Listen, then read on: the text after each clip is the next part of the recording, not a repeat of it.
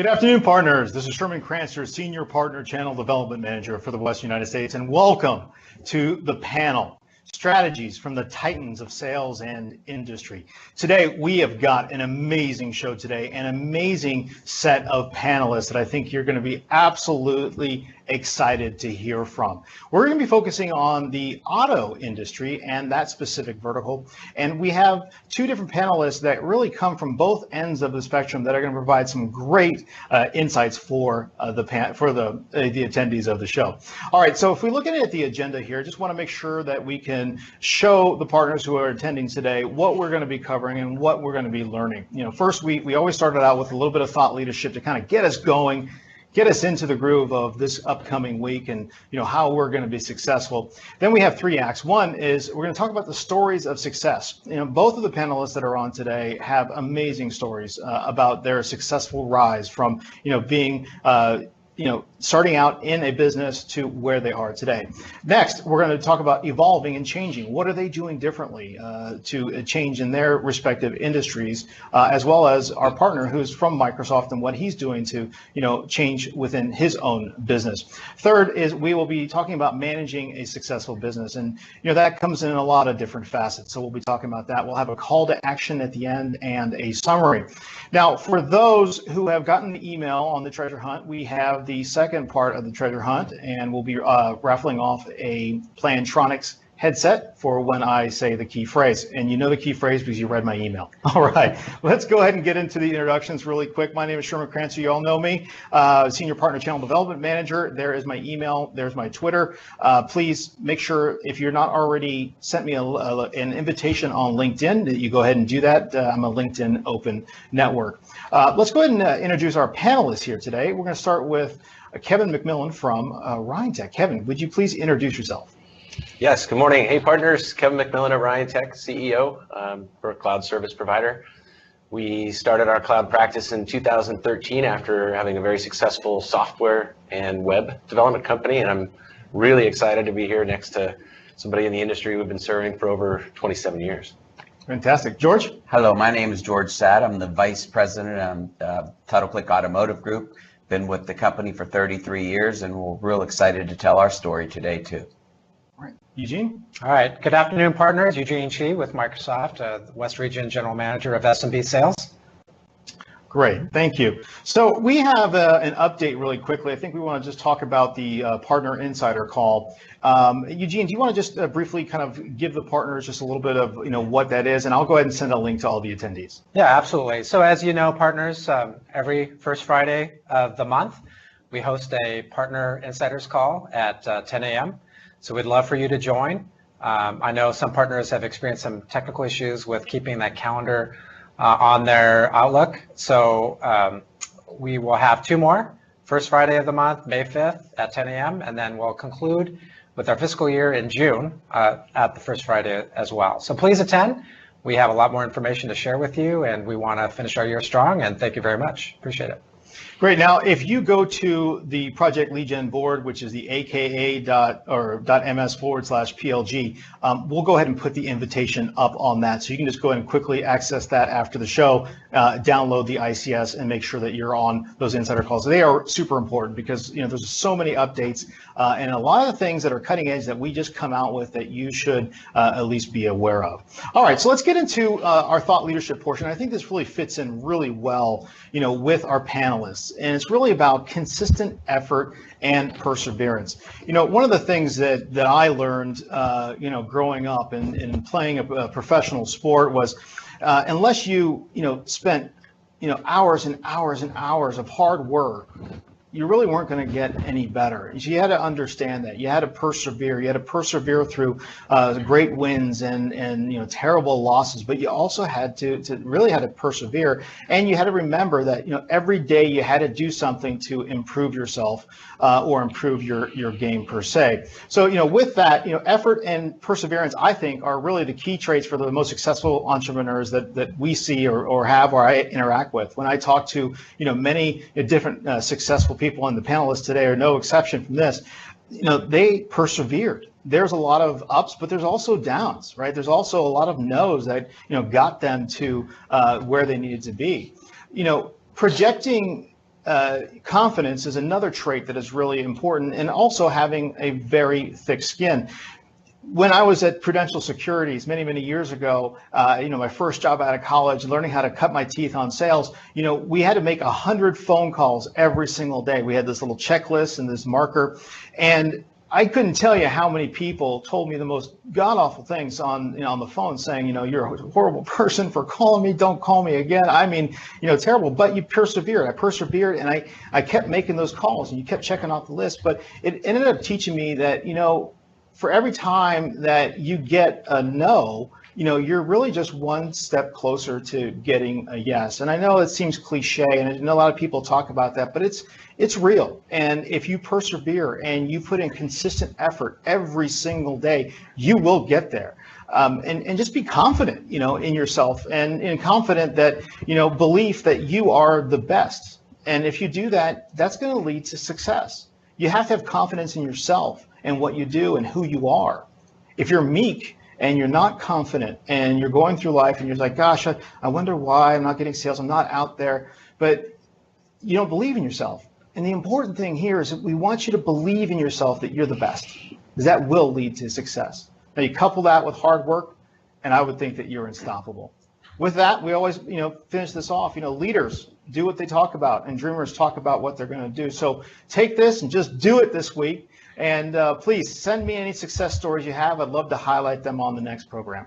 All right, so let's get into the first act, and it's really stories of success. Our panelists come from a deep wealth of knowledge, and they've done some amazing things. And I thought, gosh, what a better way to show the attendees of this call, that you too can be remarkable. You too can be where these titans are. And so please, let's get into that, and we'll get some great stuff. So why don't we get into the first one, really is, and George, if you don't mind, I'm going to start this out with you, is, help us understand, where you came from and, what drove you to be who you are today in your position in life.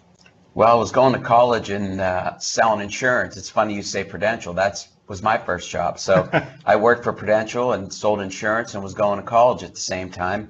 And I'm from Pittsburgh. It's really cold there. So I knew I was going to move to either California or Florida. I came out here, had a little money saved. And while I was getting ready to start back with Prudential, a friend of mine said, you ought to sell some cars for a while and see what happens. Well, one thing led to another. I started selling cars. My wife and my mother were back home planning our wedding. Went back to get married, came back. They were worried I was going to leave because I did somewhat well selling cars. So they offered me an assistant manager's job. So in 1985, when I started selling cars. Then I went through all the desks, assistant manager, finance manager, sales manager, became a general manager in 1989, vice president of all the dealerships in 2002. So I'm very excited. I became the president of the Irvine Auto Mall. I'm the current vice president, and I'm the vice president of the Tustin Auto Mall. So it's been like you said, there was some ups and downs. There was times I could have left and maybe started my own business or bought part of a dealership, but I just stuck with it, and exactly what you said, the ups and downs, got through it, and I could not be happier. Wow, that's fantastic. Kevin, why don't we talk to you a little bit about your success story and kind of where you came from and how you rose through the ranks? Sure, of course. The cool thing about the industry that we serve, the automotive industry, is that in many cases, the person behind the scenes is their name out in front. And the cool thing about these people is how much they do for the community and how much they do for businesses like ours. Back when I was a kid, I had a guy named Ron Gregoire at Cerritos Ford. He threw his arm around us, and we had a small cellular phone shop and security system shop. And he said, you know what, I want you to help me serve my customers better and protect their vehicles. And that started out our business. Went on to work in the insurance industry with some of the finance and insurance companies. George and I shared some old stories here this morning, and I became just like my car dealer friends. I wanted my name, my son's name, up on the side of a building. So Ryan Tech was born, and we've been serving the auto industry now since 1998, mostly in technology, and it's all out of the same love for family, community, and being successful. Oh, that's fantastic. Thank you. And then Eugene, I think, you have a great story as well. And I think we kind of miss that a lot of times when we bring the panelists in. But I think a lot of partners like to know, where you came from and how you, rose to GM. And I know that it's going higher, so it's not, you haven't finished. So Eugene, please. Sure. So I've been with Microsoft, gosh, it's almost been 15 years. So I think in November of this year, it'll be 15. Mostly in the direct sales space, the enterprise, what is also known as the Enterprise Partner Group, so that's EPG. They have been in a couple offices. I was in Houston, Texas for about 6 years, and prior to Microsoft, I was in Silicon Valley. So I was up there for about 5 years, worked for some startups, worked at Oracle. So I had a range of types of experiences, and even before that, I worked in finance at the Walt Disney Company. I worked in telecom. So I think all those experiences definitely helped me in my current job. So helping partners and entrepreneurs grow their business and just getting a whole variety of the different types of business models, cloud services. I mean, the nice thing and the crazy thing about our industry is it constantly changes. And I think that's one of the things I thrive at. Sometimes I want some rest like everybody else, but it is an exciting time at Microsoft right now, and I think it keeps everyone engaged and very interested, not only in the role, but also in what the company does and its mission. So before we get into the trending topic of what's in the auto industry, I'm just going to throw up a generalized question. If the panelists could maybe think of one trait that you think that you have, or that is really important to rising up from where you started to where you are today, what are your thoughts on that? One trait? I'd have to say tenacity. Tenacity? Just sticking with it and putting the effort in and taking care of your customers. And, like you said, I always remember one of my managers told me when I was selling cars, after the customer tells you, please don't ask me to buy the car again, you could still ask one more time if you build a great rapport with that customer. Very good. Kevin? Yeah, absolutely. I had a funny story about Pete Ellis Dodge a long time ago. Remember that? Pete Ellis Dodge, Long Beach Freeway, Firestone exit Southgate. I used to pull up into the dealership in my Chevy Beretta, and every single day I would park in the spot right next to where it said Pete Ellis's spot. And he would pull up into the dealership and he would walk in and I'd say, hey, Pete, any time to meet with me today? And for 2 years, once a week, I would go in there. So we're talking about perseverance. Right. One day he said, you know what? I will see you today, Kevin. Give me your keys. Took my keys, tossed them up on the roof of the building. And he said, come on in. When you buy a car from me, I'll sit down with you for an hour. I bought a car from him. We started doing business together, but it took perseverance and energy and a little bit of talent, a little bit of credibility that was built up through, I'm not leaving until you hear my message. Right. Yeah. Cool. That's awesome. Eugene? Yeah, I would say being a learner, right? So, gosh, if you look back at anybody's career and you look back at the beginning of your career and where people are at today, I think everyone would agree that we've learned so much, right? Whether it's our industry, our customers, the specific company that we work for. I think it's so critical is that I think it took me a while after college to realize, gosh, I thought college was going to set me up for success, and that all I needed to learn was in college. It's funny because I have a couple daughters, and one of my daughters in kindergarten said, hey, Dad, I don't think I need to go to school anymore. And I said, why? He goes, well, because I've learned everything I needed to know, and so I'm good, right? I'm like, okay, that's the wrong attitude. And the more that we learn, the more inquisitive that we are, the more curious that we are about our specific customer, who we work with, I think will help us just gain more that appreciation, that knowledge, and that it just allows us to become that much more effective in our role and servicing ultimately our end customer. Those are some great insights. I would also add that, I think the belief in yourself that you are going to be successful, waking up every day and just saying, yeah, I'm going to be successful. I'm going to get there, as opposed to hoping and praying. Like, just, it will happen, and I'm going to work, as hard as I possibly can to get there. All right, so let's transition into here. I think it'd be really good for, the audience to kind of understand, where the auto industry is trending. It kind of helps us set this, the whole show up today. Why don't we'll start with Kevin on this one. What are your thoughts? Well, the auto industry is changing no dissimilar than much of what has happened with technology over the years. I was fortunate early in my career to be in the cell phone business, right when they came out, actually out here in Southern California, and sold that business, but was, as I mentioned earlier, serving auto dealers with cellular phone installs at the time. What's happening in automotive now is no dissimilar in that technology, connected cars, connected phones, consumers have changed their buying habits, communication is relevant, social media has changed the way that the auto dealer talks to the customer responds to the auto dealer, even how the customer rates the dealer's ability to listen to the question, hey, I want to buy a car. They know what the price is, they know what the options are, they know that the car is available. There's got to be something else that's special. And I think that right here to my left is somebody who's helping drive 300 plus people to getting the right message across, because as I said earlier in a conversation with George, is customers are going to want to kick the tires, and they may buy a car from a social media tweet or from their phone, but they're really going to need a friend, because you can't go to www.fixmyengine.com and it just gets fixed. You might be able to acquire the car, but you're going to need a friend in the business, and something that I think Total Click has done for sure. George? Well, the industry's changed several times in my career. First, in the 90s, the factories tried to take over retailing cars. They did it in Tulsa, they did it in San Diego. Within a year, they sold them back to dealers. Then we had the public companies, AutoNation, Sonic, all the regular dealers, really, or mid to smaller dealers, worried about that.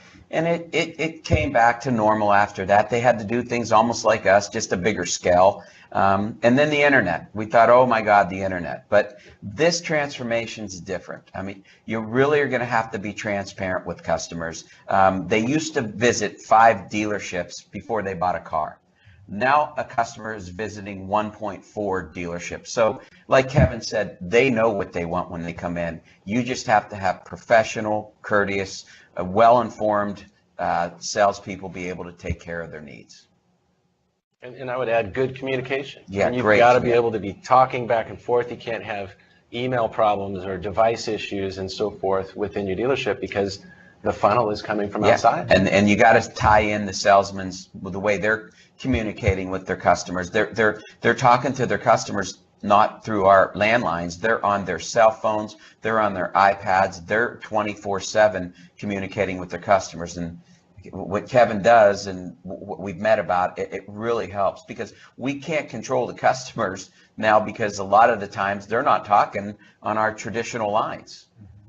So, and foot traffic has probably changed significantly, right? The buying, I think you mentioned a very interesting quote earlier today about how many times a potential customer, or how many different dealerships they would actually go to first to buy a car. And what can you help or bring that back 20 years ago, Sherman, 25 years ago, a customer would go to 3 Ford stores, and maybe if he was thinking about a Toyota or a Jeep, maybe a couple of those. Doesn't happen anymore. He kind of knows he wants the Ford or the Jeep, and he shops it online. Now, he may go to 2 or 3 different dealers' websites. He's going to see who responds to him quicker, who responds to him more professionally, and they're only going to go in maybe 1.5 dealerships before they make their purchasing decision. Yeah. You know, what's interesting is, as you were talking about that, George, it's the same thing that we see in technology, is that a lot of purchasers or people that are investing in their own budgets, they're out there searching the internet. So it can be not only a consumer product, but it also B2B. A lot of the customers are coming in more educated. So that, at least for our own sales force, coming in and just knowing the product is not good enough.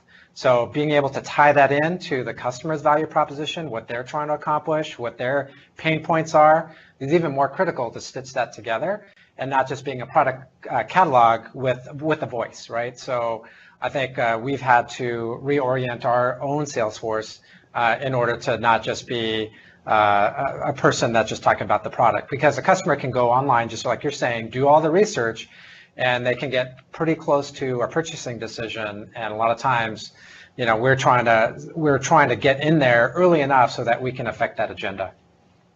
Yes, I think we found in technology that, you know, 90% of buyers know what they're going to buy before they go to your website. They know that they're going to buy it. And when they get to your website, they would like an easy way. And we talk about this with our partners all the time. It's like, hey, you know, if you have that website that has, you know, 14 tabs, right, and it has, you click down, you got all the information of all the things you definitely do, you need to change it because you need to be able to capture that person as soon as you can. You need to have that button that's right there that says buy or set up a meeting or whatnot. You have to change the way you're thinking. I think, both companies here have really talked about that. Kevin, you wanted to kind of bring up a little bit about the Barrett-Jackson, initiative that you have? I would love to. Boy, we sure had a great time. Being in the automotive industry, at one point, we had 21,000 auto dealers of the 27,000 before the fall of 2008. We had some technology solutions that we had sold to the dealers. Assisted VHIX.com with their growth, many other .coms, as many people know me and technology and Microsoft, but we're really having fun now because Barrett-Jackson, so companies that are outside of the automotive dealer space, but need technology and they need a digital transformation. We were in Palm Beach, Florida with them this last week. Our guy Lucas flew down there. We put together 50 tablets. We built a mobile app in 48 hours. We popped up mobile Wi-Fi for all of those tablets and then gave away all of the tablets to the VIPs at Barrett-Jackson. And I believe we had a tally brought up. We were mentioned Ryan Tech and Microsoft 118 times on the show over 3 days. And we're powering them now from VMware in the data center over to Azure. We're moving them to Office 365. We're in charge of their mobile app development now. It's growing our business crazy because of the credibility we've earned working with auto dealers themselves. We also are earning that outside of the automotive dealerships and still in the automotive sector. It's really, really fun. We're very excited to help them out. That's great. All right. So let's get into this. We kind of talked about three. The question is, what are three character traits that you see in the most successful people you work with or employ? I think we kind of already touched on that. But I think the better question really is, how has the talent changed in your industry? And stories on why to buy the car. I think we talked about that in our pre-meeting. We'll start this with Kevin. Well, I think this is probably more towards George's area. I mean, we stick around hiring millennials because we believe that that's the power that's going to help our company. But really, let's talk about how it's changed for you. It used to be a guy that would get the opinion or the love of somebody walking onto the lot. Now it's changed. You still have to have a relationship, like Sherman said earlier. A customer, I was taught in 1985, you got to make the customer your friend first, and he's got to trust you. But to be honest with you today, you have to be relentless with following up. If a salesman gets to talk to 100 people a month, now they're not 90 of them walking in the store. There are 50 of them, 60 of them sending a lead in, and then probably 40 or 50 of those customers don't even send a lead in on top of that because they call. They get on their mobile phone, and it's easier just to hit that button that says, call the dealership. What do I have to type while I'm driving? And they'll call. So you have to be very, very good on the phone. You have to be transparent. Before, the managers used to say in the 80s, don't tell the customer the price. You have to give them the price. You have to tell them what they want. Hopefully you have the car. If not, you can build the car. We can get the car. But you still have to be professional, transparent, and you have to know the product. Like he said, you have to know the product. But again, a lot of times the customers have done so much research, they know the car almost as better or as well as we do or better. Eugene, what are your thoughts on how it's changed in the software industry? Yeah, I mean, it's interesting. You think of like the automotive industry as being pretty much off-prem, right? So it's a traditional business. When you think of technology, you think about the technology and the manufacturing process, but you don't really think about the technology when it comes to sales and marketing. And so I worked with Toyota sales division here. This office actually supports Toyota. And we realized that their key initiatives were really about customer acquisition, about their dealership relationships, things of that nature. And so same thing with technology is that, our sales and marketing initiatives have got to be top notch. We've got to be on the cutting edge in terms of where our customers are at, especially in the SMB business. Everybody's going online, so everybody has to have a digital transformation agenda or an initiative. And so I think it's a shame when partners don't adopt that and are not embracing it as much as some customers are. And we've got to be one step in advance of where the customers are today so that we can provide them a vision of where they can go in the future. So it's pretty cool to see a dealership in terms of their initiatives and how they're dialed into how they're acquiring customers, how they're generating leads for dealership for their salespeople. It's a bread and butter of the business. So I want to advocate, and we actually have a show in a few weeks on a couple marketing agencies that work with managed service providers and how you can maybe even embrace marketing agencies to help prime your business. So some partners can't afford to hire a marketing person full-time.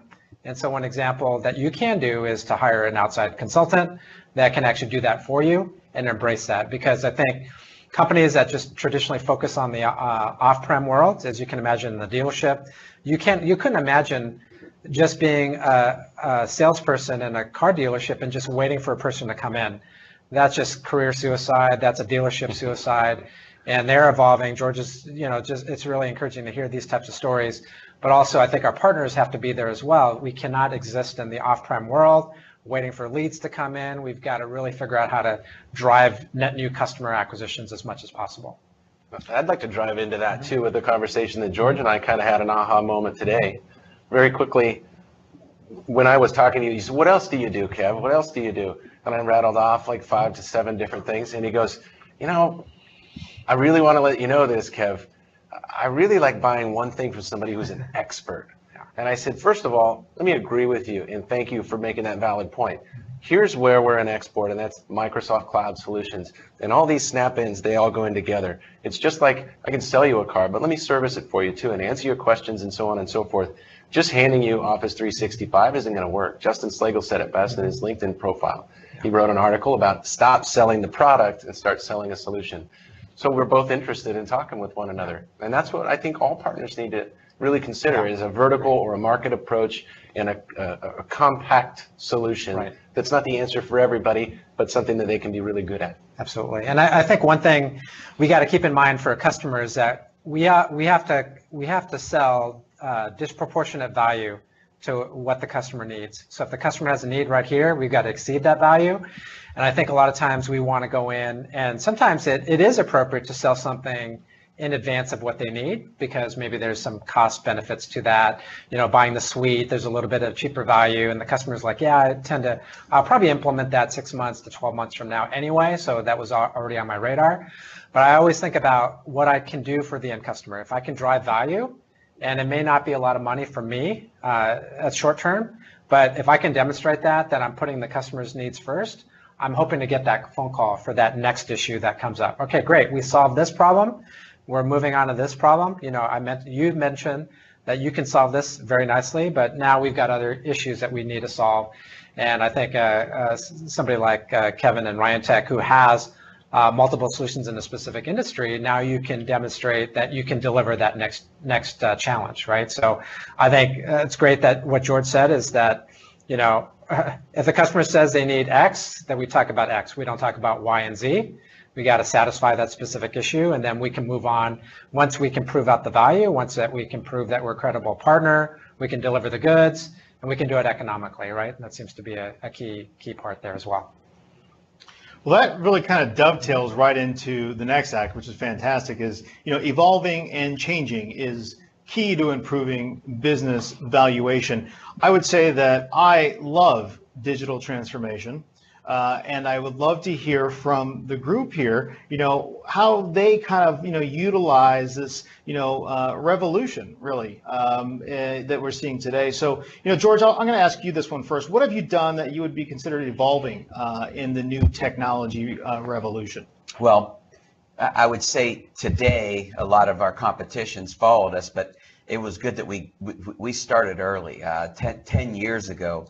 I have a young lady here with me who is, I have 6 general managers, and then I have Shirley, who is in charge of the business development, digital marketing for all 6 of our dealerships. And I send her all over the country, NADA, digital dealer, different seminars she goes to. And we knew 10 years ago that traditional media, TV, newspaper, radio, there's a place for it, but we've really cut back. It's digital marketing, remarketing, internet banner ads, finding out where our customers are at, and then taking care of those customers when they're on your website, keeping them on there as long as you can. So we've changed our marketing tremendously. We've gone from maybe 70-80% of our marketing budget in traditional media to 70 or 80% now digitally. Wow. So let's talk about like TV commercials. You said something earlier about, TV commercials as opposed to digital, and what the manufacturers were saying to the leadership team. Can you fill us in a little bit more about that? Yeah, the manufacturers are really they're our big time partners. They've set a lot of our incentives on how our facilities look, how our marketing is, and we get a lot of incentives back if we follow their processes. Before, in the old days, they didn't really pay attention, but it's funny that Ford, Chrysler, they're asking us to receive our co-op money. If we spend $1, they give us 50 cents back on advertising. They're really, really demanding that we spend more and more of it digitally. So they're excited about it. We're excited about it. And you got to be careful, though. A lot of this is SEM, and when you do SEM, you don't want to start bidding those words against your what we do is tier 3. What the dealers do in a market in an area like Southern California is tier 2. So tier 1 with the manufacturers, they're into digital, but they're still doing the commercials and branding it for us. And we like to brand our company, Title Click, so we will still do some TV. But the person who's going to buy a car this weekend or tomorrow, 90% of them are online looking at it. Now, if you compare that to the costs of doing TV commercials as opposed to, utilizing, digital media, what is the difference there? Is it significant? If you do 50-50, let's say? If you have a team and you work it right, I'd say there's a little bit of savings, but over the years, TV and newspaper ads have dropped substantially because they've lost. The Orange County Register in the back section used to have 15, 20 full pages of car dealers Saturday, maybe 20 on Sunday. I don't think they have 4 or 5 right now. But in their defense, they've got in to help us digitally market their customers, and they've done a good job with that too. Oh, so they're evolving, which is good. Yeah. You're evolving. You don't really see that. I mean, I can't remember. The first time I read a newspaper was like a week ago. I haven't read one in about 10 years, but it just was there. And I'm like, wow. Oh, so it's changed. Everything's changed. Kevin, you've got a great story about your company and IP, and a lot of companies, a lot of partners kind of wonder what, creating your own IP. Help us understand how you are, taking the partner concept, right, and utilizing what changes in your business. Yeah, I think that at Ryan Tech, we probably have trusted Microsoft, our Ford Motor Company. He's got a boss, a franchisor. Our franchisor, for the most part, is Microsoft. And as Microsoft has continued to evolve cloud and technology and compete in the industry, they've been very specific about the direction that we should head. They're not saying, hey, Kevin, I want you to go direct all of your staff to go sell this product. They're saying, hey, Microsoft is moving in this direction for the better of people. And when we do this, we'd like you to ride the road with us. So we listen very well. We also stay very well connected in panels, like in leaving directly from here to go sit in a panel in Redmond for 2 days. And we're dedicated to the partnership, just like George is dedicated to his OE relationships. We treat the relationship with Microsoft just as such. And when we moved to being a CSP, we were one of the first to move. When we moved into using Azure, dabbling in Azure in SMB, or using Azure in the mid-market space, and in some cases our enterprise customers, we're just following the direction that we've been provided by Microsoft, our best partner, and testing it in the industry. One of the things that I think George has seen in doing research and in our discussions and so forth in automotive is that we're very dedicated to the dealers that we serve. They've put my kids through college. They've gotten me to where I am today. We've had 13 people buy houses over the years, have babies and move and so forth.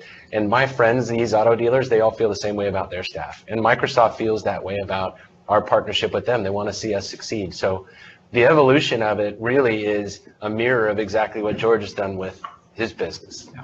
my opinion. Thank you. We had one of the questions that came up just in terms of smaller markets, right? So if you were in a smaller market, Phoenix, I would consider a larger market, but say if you're in a two-tier city, do you think the mindset of the buyer is different? And maybe it's a question for both of you, compared to a larger market. There are dealers in the middle of Wyoming, in the smallest market, outselling dealers in Phoenix. Wow. And they're very aggressive online. They figured it out. So yes, but I would say, and there are small dealers in those cities that give so much back to the community and do well, but they don't want to be that aggressive and stock that many cars. So it could be a guy in that market or a lady in that market that it doesn't affect them as much, but there also could be some customers in that small city that wouldn't mind getting on a plane, flying someplace. And it isn't all about price. It's that transparency. They have that car they want. They'll order that car. It'll be here right away, and they'll be taken care of, and they'll be able to fly over there, pick up that car, and drive it home. Yeah. The story was written by a small dealer, Dodge dealer in Salt Lake City, right? Yes. Franchise laws were changed, and some of the deals from the OEMs to their franchise dealers had changed about territories and the ability to advertise. It's interesting to watch over the years. And then your customers, I mean, they're beyond just your local markets, right? I've seen you expand outside of just your geography. So. Yeah, we just opened up in Canada. We've actually spread our staff now across 6 states, all 3 time zones. So we're very excited about that. We're looking at 2 other international opportunities, but our customers are really 2 types. We've got the evolved customer who's looking for guidance. This is the Tuttle Clicks of the world, and many others like them. We've been discussing them. And then we've got the lion's share of auto dealers there that are SMB. And they're looking for, they've got their parts manager or the owner's son or cousin or niece who's running IT within the dealership and doing the best they can. They don't have, the 13 trained MCPs that we have on staff that are there to support them. So we really try and focus on those 2 areas. People where we can provide a little bit of guidance, dealers, I should say, auto dealers or groups, and then ones that really need our help and we can be an extension of their IT department. Yeah, you're focusing on a vertical, right? You're becoming an expert in your vertical, not an expert in all things. We talk about that all the time. Do you really want to use a shotgun approach to get customers that are, one day it's Sally's Nails, right? And then the next day it's, Equinox Incorporated with 100, seats. And you're like, well, wait a minute. You can't possibly build a model behind that, right? You just can't possibly do the shotgun approach. So being, I think, an expert in the vertical is really good. And that goes back to what, George was saying about, selecting a vendor, right? And wanting to be with someone who understands, the vernacular as well as just what they're doing. So there's an opinion that came up is I'm afraid of trying new things, new ideas, and my customer base will always be there. It's not going to go anywhere, and I'm just not going to make changes here. I'll bring that up to Eugene first, actually, because Eugene, we all work with partners. Eugene, what are your thoughts on that about changing and evolving? It's what you do. It's what you have to do. And as I just mentioned, in the technology world, I think anybody on my team could tell you honestly that next year is going to be completely different than this year. And every year is so radically different. The landscape can shift so quickly. And whether you're in the consumer space or in the B2B space, when it comes to technology, you can be a winner today and a loser tomorrow. And so it's so critical, and we have business reviews every month, and we're rapidly just shifting our business and iterating on our business based on some of the threats, some of the opportunities that come up. So it's something that we constantly monitor, and so it's critical to our business. And it's just the air we breathe is to constantly evolve and rapidly adapt as quickly as possible. That's very well said. Now, George, what have you done? What have you done that is different? Your company. What direction? The direction, what we've done right now is remarketing digital media. But what we're already working on, Sherm, is that soon these customers are going to be able to buy these cars at home on their desktop, on their iPad.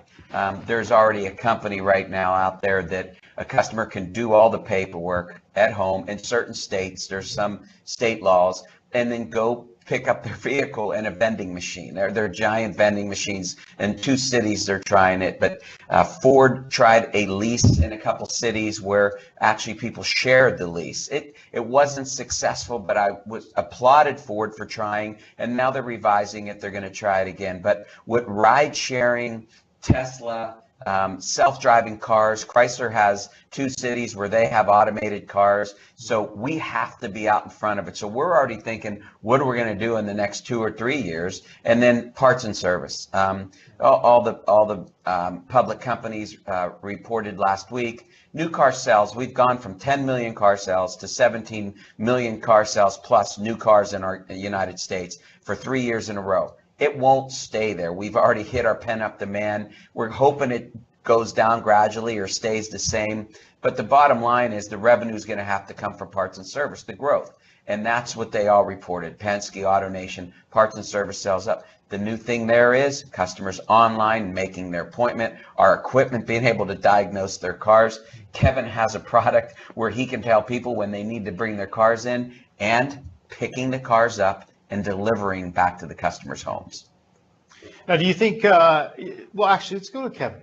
Kevin, I was just going to say, Yeah, I don't this know is if you're comfortable bringing this out. Just say not right now, Ken. No, because I'm ready. We've had these conversations, but in evolution in automotive, you guys are doing an amazing thing to serve customers in their service department. Typically, we all go drop off our vehicle. We get thrown into a shuttle that rattles.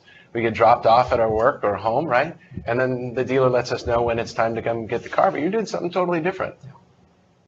Yeah. Yeah, Don't want to talk about it? Well, we're look, you know, with some of our franchises, we're picking the people up. We have free rent-a-cars. We have 140 rent-a-cars that are to our disposal, and the factories do a great job helping us pay for it. But we have these shuttles. We have 8 or 9 shuttles. We're really thinking about, and guys, they're driving my shuttles right now. We're going to find you jobs, but we're really looking at maybe having Uber or Lyft commercial take these people so they don't have to stop at Dana Point before they go to Mission Viejo. And so we're experimenting it at one dealership. So it's just to make it more convenient for our customers. Yeah, the one thing I picked up on the parts and services is, you know, you buy a car every few years, right? And I think the parts and the services piece keeps that relationship sticky. And I think same thing with Microsoft Partners is that a lot of times you can deploy one project, and for our industry, it might be another 5 years or 7 years before the customer needs something like an upgrade. And so I think the part of that is that building that managed service, right, to facilitate that customer. They might need to outsource their IT, but some way where you can keep that relationship sticky and that you're constantly in front, providing additional value throughout the course of several months. Ongoing training. Exactly. Yeah. Exactly. Yep. And that's where George and I had talked about the plethora of products and how they all tie together. Mm-hmm. The comfort level and credibility is there because we take really good care of you on this one, and this one over here feeds that one. Mm-hmm. So it needs to also work very well. So we end up with 3 to 5 products with one profit margin instead of you buying from 3 to 5 vendors with 3 to 5 profit margins. It works out well for us in growing in this specific vertical industry.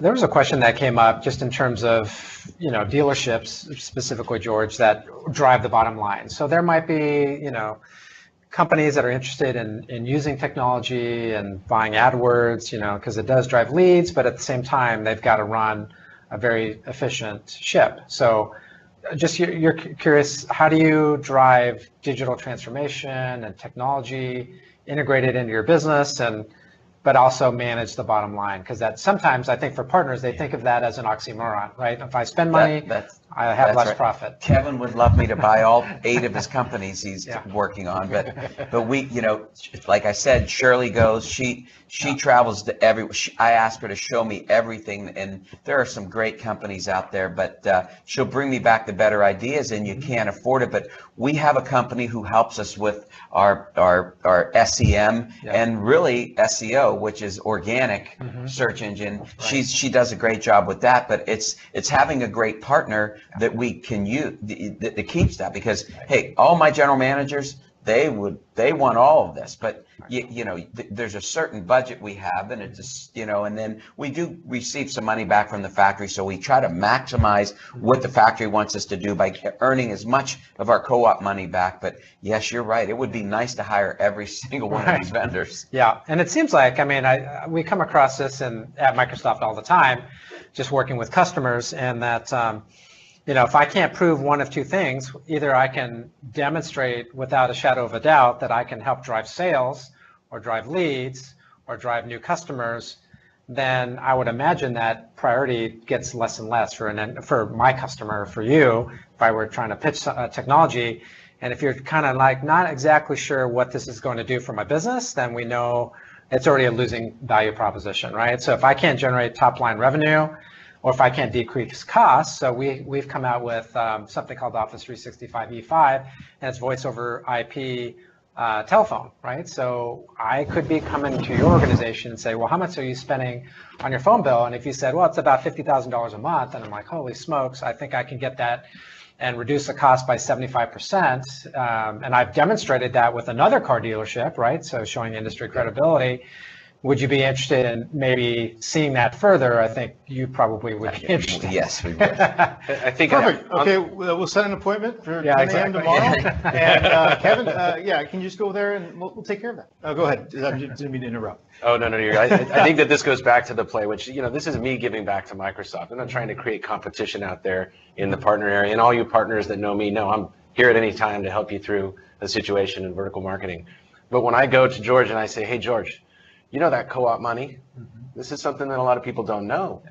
With that co-op money that you get from the factory to satisfy your customers' experience at the store and give good Wi-Fi and increase your Facebook likes and See his head nodding here? I could go on like 4 or 5 more things about this packaged managed solution that's going to provide more revenue for him and then give the 75% discount, just like you mentioned. Yeah. And we're having a conversation that's very easy to not ask for the business. It's let me know when you're ready to try it out. Yes. And that's where we are, and that's what we're marketing, and that's where I recommend that all of you partners continue to run. And I know, Eugene, you're really pushing for that. The rest of my management team that works for you is also pushing us to continue to do that.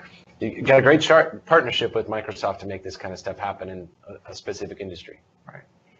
All right, let's get into our next section, which really is managing a successful business, brick and mortar or digital titan. What are you going to do? What are you doing differently? So let's get into that. And our first question, and we have a couple questions that we are going to address that have came up here that we haven't got into yet. But I think one of the neat things, and actually Eugene we were talking about this at our pre-meeting. This is a great question, and we'll start with George on this. Is what do you look for when selecting a partner to manage your infrastructure? It's not just based. It kind of coincides with our last conversation we had. But what do you look for specifically?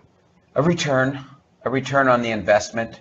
We'll look at 3 major, companies. We just switched. I think Kevin wrote one of these, a CRM, where the salespeople use it to manage their leads, their internet leads, their phone calls, their daily work plans, and how they get back to customers. So the bottom line is we will take a really hard look at it. We'll get the team together. I have we have 440 people, so I don't bring them all in a room, but we have 10 or 12 folks that we have come in. We'll let 2 or 3 companies present. And the bottom line is if we're going to spend $20,000 a month on this, is it going to earn us back that, and obviously we're working on very small margins, so it needs to earn us back that much. And is it good for our employees and good for our customers?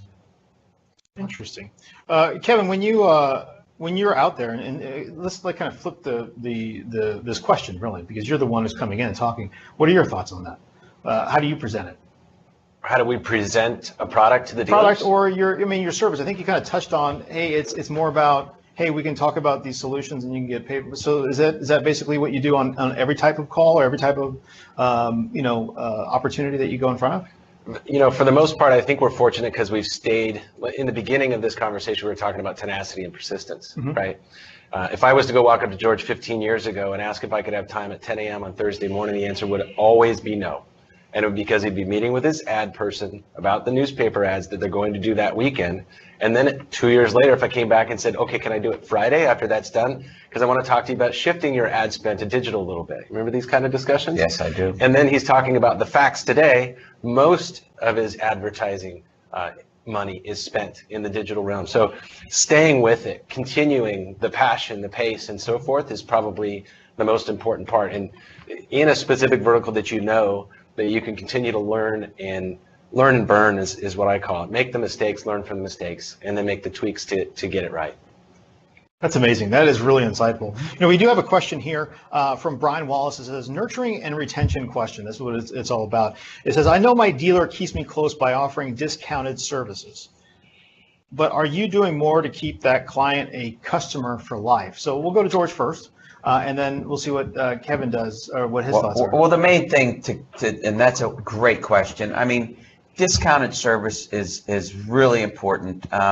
We even take it a step further. We offer an oil change package and light maintenance for below our cost, just to keep our customers coming back. But Sherman, with that said, if you are not taking care of that customer and picking them up, dropping them off, giving them a rent-a-car, making sure you get them to their next appointment, it doesn't matter if you give them that discount or you give them that free oil. You have to take care of those customers. Mm-hmm. Their time right now is just as important. So we have cafes in 3 of our dealerships that people seem to enjoy it. We try to slow them down there, but most of the customers want to drop that car off, tell the service advisor what's going on, get out of there and have us pick them up when their car's ready, and they want that done as soon as possible. Yeah. And I think in the future that, you know, we've got some great features within Azure, for instance, called like predictive analytics. And the one thing that kind of came into my mind is if Total Click or any auto dealership knew kind of what type of customer is coming through the door. And so there's some customers that buy every 5 years to 10 years. It's kind of like me. And there's other customers that say, hey, I need a new car after 2 or 3 years. I'm interested in a lease. I'm interested in all these types of services. I probably tend to market to that type of customer a little bit more, where, you know, that's the type of customer that is going to be buying more services. They're going to be buying new cars. They're interested in what type of promotions that I have. And those are the ones that if I could somehow figure out, I want to offer them more discounts or maybe position my discounts to those specific buyers. So I think not everyone is going to be a lifetime buyer of a specific type of car, right? At some point they're going to move over, but there's others that are a lot more spontaneous than I am. And if I have the ability and if I were a partner, I'd be thinking in this perspective of what kind of analytics can I provide dealerships or any type of customer so that they know how to pinpoint which type of customers that they want to target, because they know the value of that is much greater than somebody else like myself. So what keeps you up at night, George, when you talk to vendors, and tell us about that? What keeps me up at night, Sherman, is companies like Tesla, companies that are, you know, trying to sell direct to the public.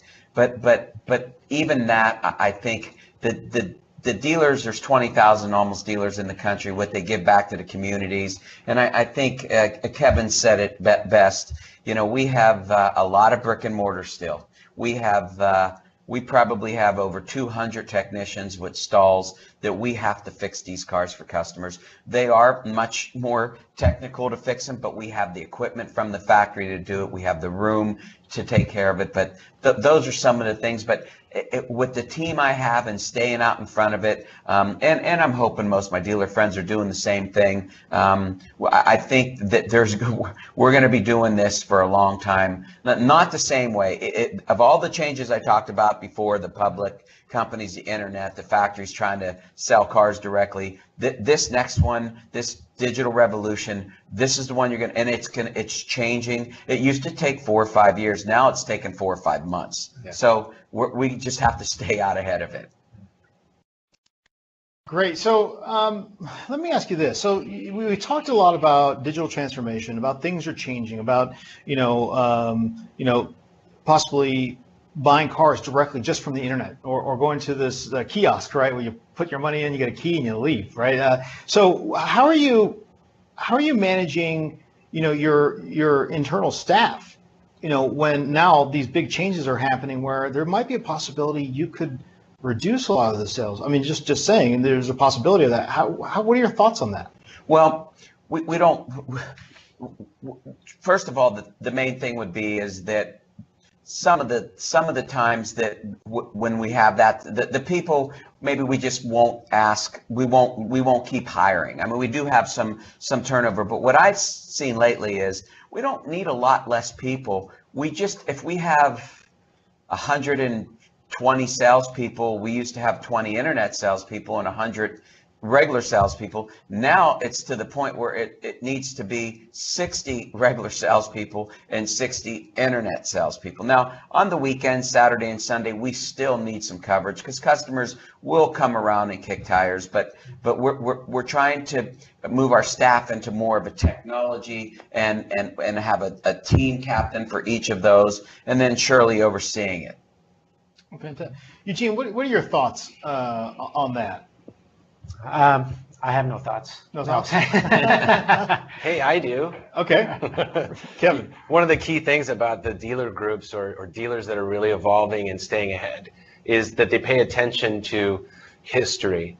George and I were talking about this problem back in the automotive industry with contracting, where paper was involved and there was a lawsuit and a class action suit and so forth. And the people at TitleClick have chosen Microsoft and Office 365, and we're here today because they've felt the comfort and they know for sure that making this bet puts them in the limelight to where they're going to be protected because the Microsoft platform is secure. It qualifies for PCI, for GLB, for HIPAA, for FISMA, for all these other different regulations that are out there, because he lives, and all of his staff lives, in a very over-regulated industry. So we at RyanTech spend a lot of time talking to our customers in automotive about how this is a no-brainer. The best effort that you have to make in those areas is handled by just simply signing up. And oh, by the way, here's your savings. I think that that's a very important thing that people kind of set aside, because if you go with another product, another cloud product, I won't mention here, there's major violations that are happening in there in sending personally identifiable information across an email, or even talking to a customer about a purchase contract or a credit application. So, they're making forward-moving decisions, protecting themselves, protecting their customers, and these are the kind of customers that I like to have. It's interesting that and I didn't think about this until, George, you brought it up when we were doing the tour earlier about the privacy of information. As a dealership, you have a substantial amount of information on people's records, things, and whatnot. So that's got to be a major concern of yours on a daily and nightly basis. Would you agree? It's another thing that keeps us up. Yes, and we've, Kevin has some solutions. We have another company, but we have to protect that customer's information. So that is one of the top things in looking at a vendor that we look at to see how strong their firewalls are and how they can protect our customers' information. That's fantastic. Well, thank you to the panelists. This has been a fantastic show. We're going to come back and circle back around with you in just a second. We have a call to action. Now, this is for all the partners that are on the call today. We have a series called Drumbeat, and it's really about how to increase your sales, amplify your sales. And we have on the link here the different registration links that you can go ahead and sign up for it. If you have a company that has several salespeople in there, please send them to this. Register now. Microsoft takes it very seriously and helping businesses grow significantly. So there it is. And you'll find these slides on aka.ms/PLG, which is our board. And lastly, Sherman, on that, yes, May 15 San Francisco event, that's going to be in Mountain View, not San Francisco. So just FYI for partners on May 15. Oh, fantastic. Okay. Yes, we got to make sure, and I'll put that. I'll put that on the board. I'll change that up and we'll put that, repost it. All right, so let's just go and give a final thought for everybody here. I want to give, first of all, say thank you so very, very much to the panel that has been on here. We really appreciate it. But Kevin, final thought that you'd want to possibly project or give to the partners that were on the call. First of all, I would say thank you, Microsoft. Thank you, George. The partnership and how we're able to serve both companies in the industry is really awesome. Listening to stories on how when we go to work, we wake up in the morning at 4 a.m., we go to bed at 8 at night. We've been doing some really good stuff in automotive. It's impacting change in the business. That's no different than what they've done for my family, our business, and everybody and our staff. And I hope that you as partners find that kind of a blessing for yourself, something you can really focus on, cause change, cause a difference, and have these kinds of relationships and discussions, because that turns into recurring revenue. George? Sherman, thank you. Thanks for having me, Kevin. It was great visiting with you this morning and here today, Eugene. I think Eugene said it best is keep learning. Keep learning what you have to do to take care of your customers, be more transparent, get good people, and keep them and love them and take care of them. Yeah, great. Thanks, George.